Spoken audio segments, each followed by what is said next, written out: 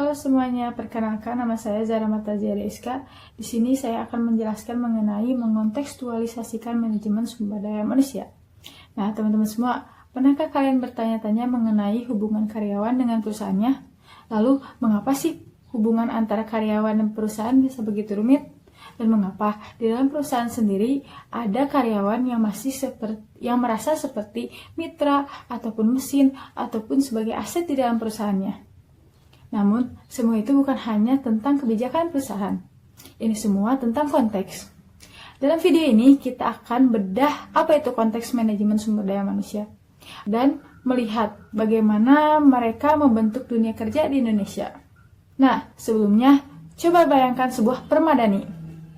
Untuk pembahasan bagian ini, kita akan menjadikan permadani sebagai sebuah referensi untuk menjelaskan konteks MSDM. Benang vertikal yang membentang disebut benang lusi. Benang ini ibaratkan sebagai fondasi dan struktur masyarakat seperti sistem sosial, ekonomi, dan demografi. Di Indonesia sendiri, benang lusi ini bisa berupa 1. Angkatan kerja yang didominasi generasi muda. Yang kedua, sistem ekonomi yang sedang bertransformasi ke era digital. Dan yang ketiga, peraturan ketenaga kerjaan yang terus diperbaharui. Lalu selanjutnya ada benang horizontal yang disebut dengan benang pakan. Benang ini dianggap sebagai cara berpikir, ideologi, dan asumsi dasar yang membentuk cara kita memandang realitas hubungan antara rekan kerja. Selanjutnya juga ada jahitan-jahitan di atas permadani. Nah, jahitan-jahitan ini diibaratkan sebagai orang, peristiwa, dan isu-isu yang terjadi setiap harinya. Nah, jadi seperti itulah konteks MSDM itu. Konteks MSDM itu adalah gabungan dari semua yang saling terjalin. Nah, selanjutnya saya akan membahas mengenai strategi manajerial di dalam MSDM.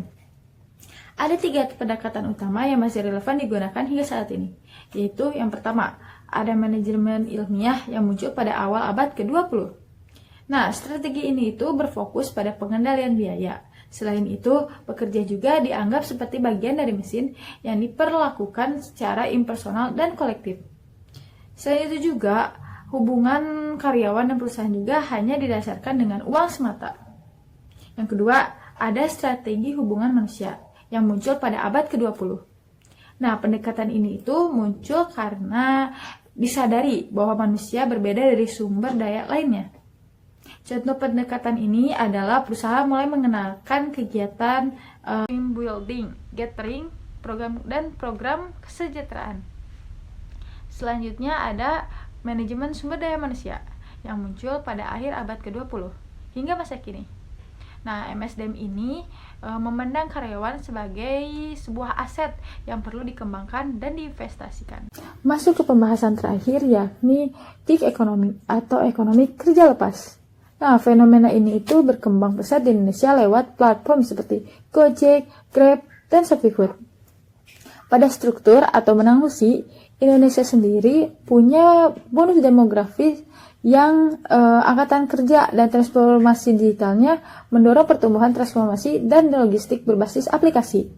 Hal ini dapat menciptakan jutaan peluang kerja. Selanjutnya adalah cara pandang atau benang pakan. Nah, perusahaan menyebut pekerja itu sebagai mitra untuk fleksibilitas, tapi praktiknya mereka diperlakukan seperti biaya, tanpa perlindungan seperti upah minimum, tunjangan, atau jaminan sosial. Lalu isu faktual atau jahitan sehari-hari. Nah, seperti contoh kasusnya pada bulan Mei 2025, yaitu terjadi demo ribuan driver yang menuntut upah yang lebih adil untuk mereka. Bahkan ada pun kasus tragis pengemudi ojol yang meninggal saat aksi demo kemarin. Sehingga hal tersebut memicu solidaritas publik.